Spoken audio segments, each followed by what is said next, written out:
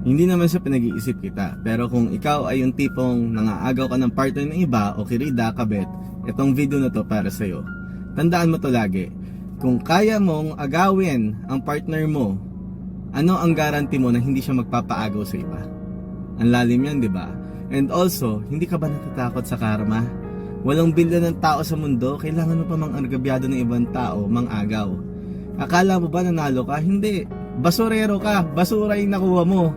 Tama, dahil ang totoong nagmamahal sa'yo, ang totoong gold, ang totoong high value na tao, regardless of gender, lalaki, babae, LGBT, hindi yan maaagaw basta-basta. Hindi yan magpapaagaw.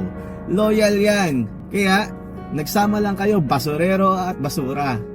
Move on, be better, magbago na kayo, and carry on dahil walang lugi sa taong naka-move on.